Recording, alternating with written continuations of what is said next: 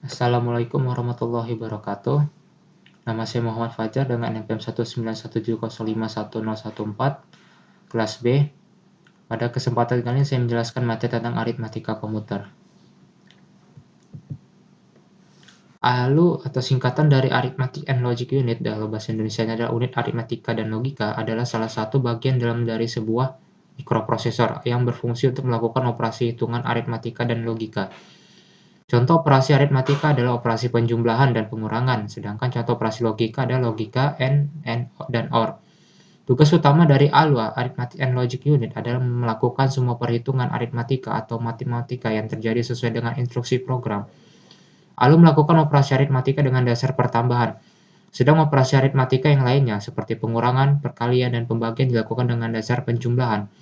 Sehingga sirkuit elektronik di ALU yang digunakan untuk melaksanakan operasi aritmatika ini disebut adder.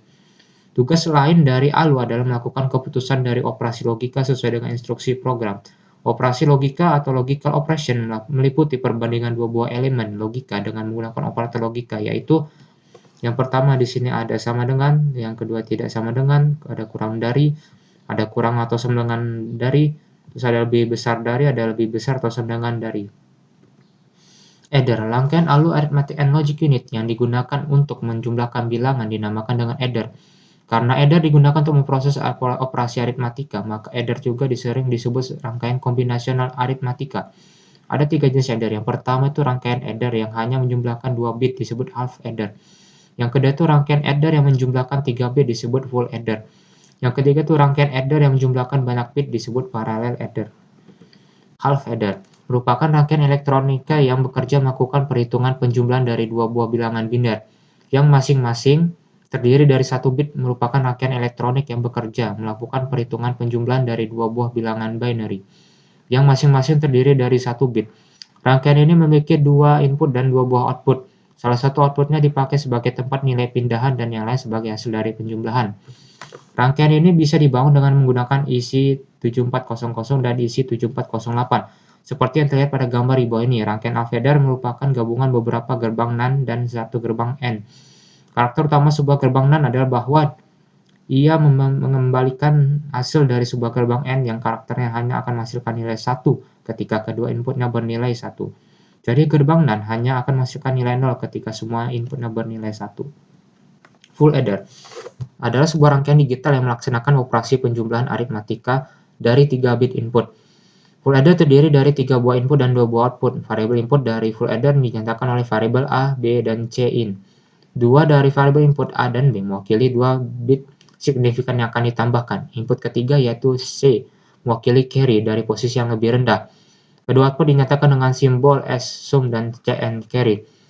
Rangkaian full adder mampu menampung bilangan carry dari hasil penjumlahan sebelumnya. Jadi jumlah inputnya ada 3, A, B, dan CI, sementara bagian outputnya ada 2, S, dan CO.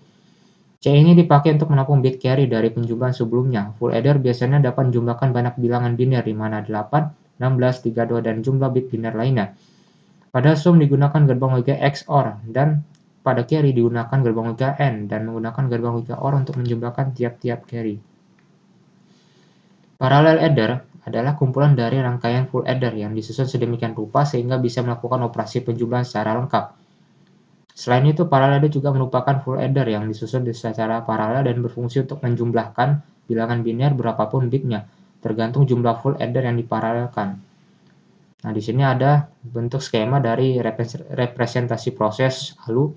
Fungsi-fungsi yang didefinisikan pada ALU yaitu ada add penjumlahan, add penjumlahan tidak bertanda, sub pengurangan, subu pengurangan tidak bertanda, lalu ada AND, ada OR, ada XOR, SLL atau shift left logical, SRL, shift right logical, SRA, shift right arithmetic, dan lain-lain.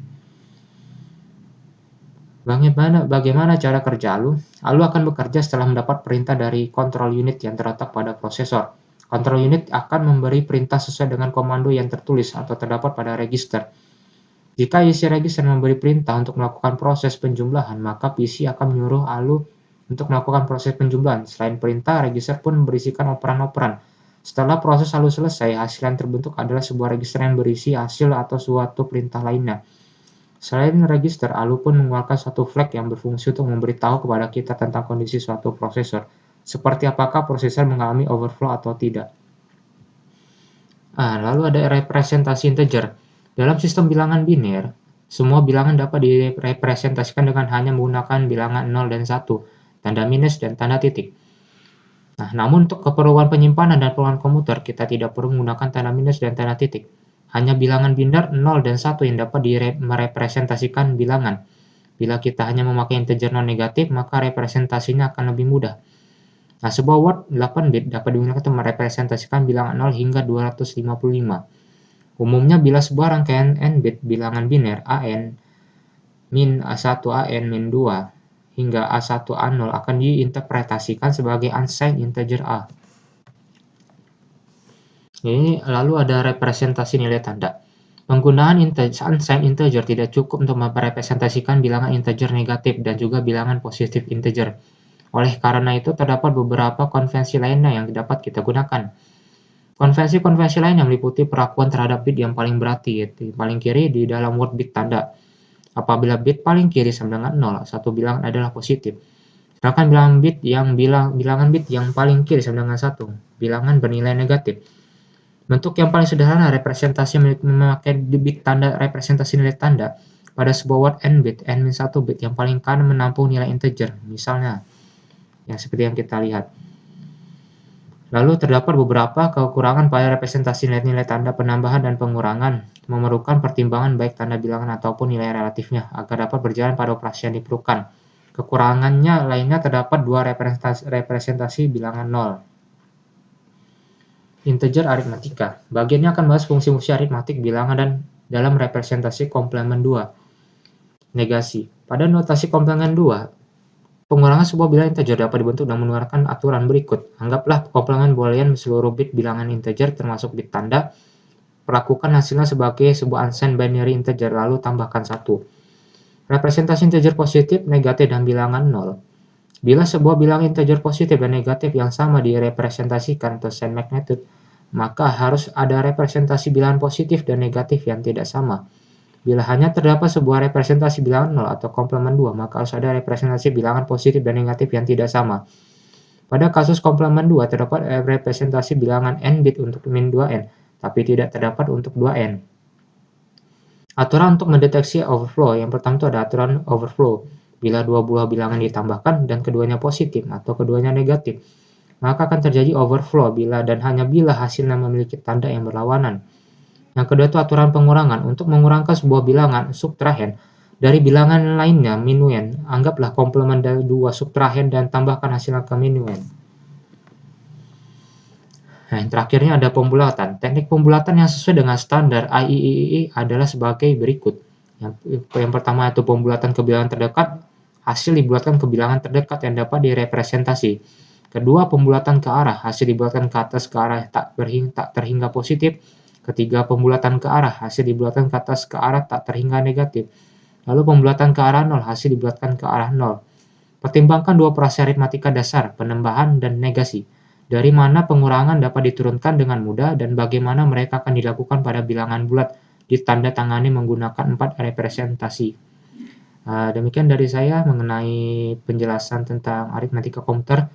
Wassalamualaikum warahmatullahi wabarakatuh.